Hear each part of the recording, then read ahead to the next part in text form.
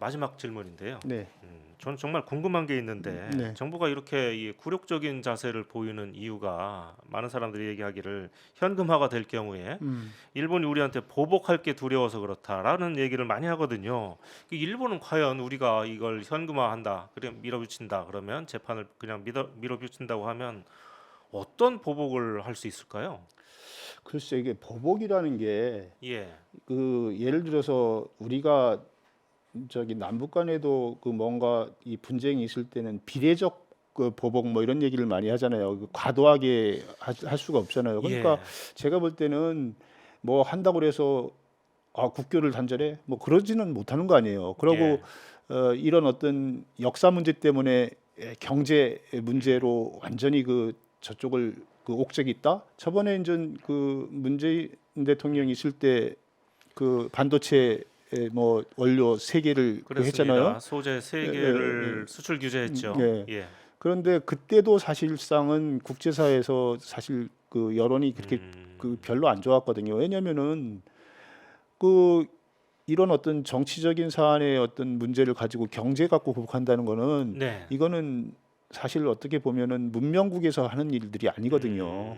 그러고 우리 일본이나 우리나 자유 개방 통상 국가인데 예, 통상 국가는 그런 얘기를 자유 통상 국가를 하는 나라는 그런 얘기를 안 하거든요. 그렇기 때문에 예, 억지 논리 그거 아니다라고 이제 해서 화이트 리스트 뭐 거기에서 한 것이 뭐 북한을 흘러 들어갔는 다는 동 중국에 흘러갔던 이런 어떤 그랬었죠.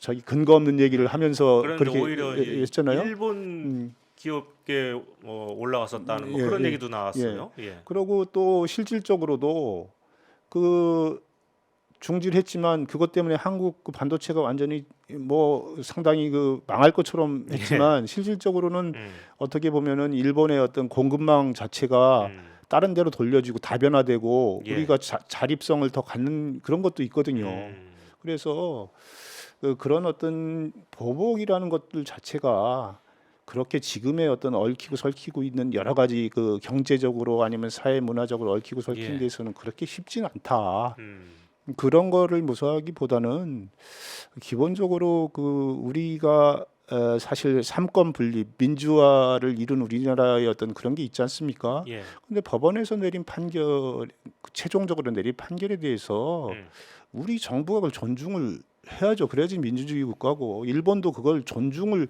하는 거를 기본 원칙으로 하면서 예, 어떻게 하면은 이 문제가 양국 간의 관계도 잘 이뤄나가면서 대법원 판결도 또 잘 존중하면서 예, 또 인권을 위해서 또 이렇게 전진해 나갈 수 있느냐 이런 고민을 좀 해야 돼요. 시간이 더 걸리더라도 저는.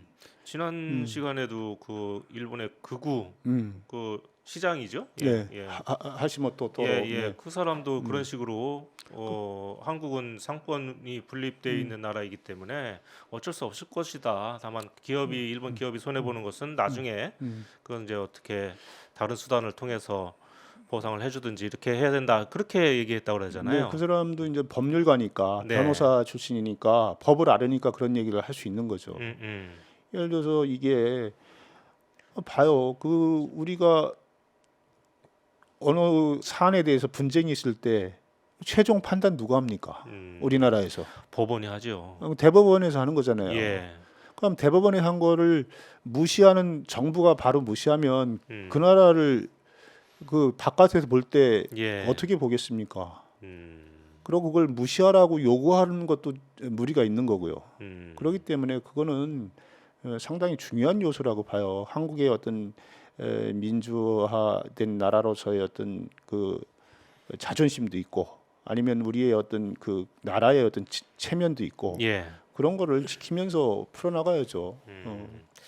결국 그렇게 당당하게 헤쳐나가면 될 텐데, 우리나라 특히 보수 쪽 정치인이나 이 언론인들 중에 아직도 70년대, 80년대 일본이 아주 잘 나가고 우리가 좀 어려웠을 때 그때 상황을 기억하고 있는 사람들이 많이 있는 것 같습니다.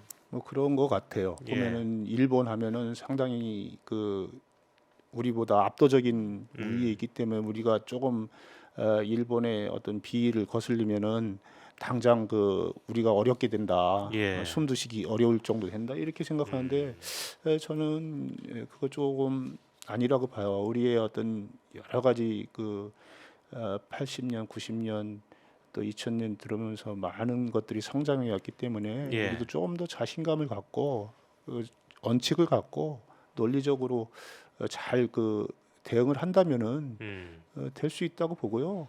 그리고 나라와 나라 관계에 이런 어떤 하나의 어떤 갈등을 가지고 전면적으로 어떤 문제를 삼는다는 것 자체가 안 맞는 거죠. 예를 들어서 러시아하고 그 일본에도 그 지금 북방 4개 섬의 문제가 있잖아요. 예, 예. 그런데 그 아베 총리는 당시 아베 총리는 푸틴하고 30몇 번을 만났어요. 정상회담을 30몇 번을 예. 했어요. 그때 사이가 굉장히 좋다고 소문이 네. 났었죠. 예. 그다음에 중국하고도 센카쿠 그 열도 분쟁이 있잖아요. 예. 그 와중에서도 아베 총리가 중국 가서 음. 그 시진핑하고 단독 회담하고 저 예. 국빈 초청도 하고 그랬는데 이제 코로나 때문에 안 됐잖아요. 음.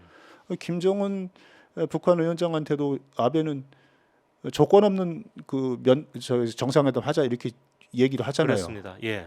근데 왜 한국만은 이 음. 문제 때문에 아무것도 못 한다고 하냐고요. 음. 그거는 내가 볼 때는 일본이 한국을 어떻게 보느냐를 보여주는 거예요.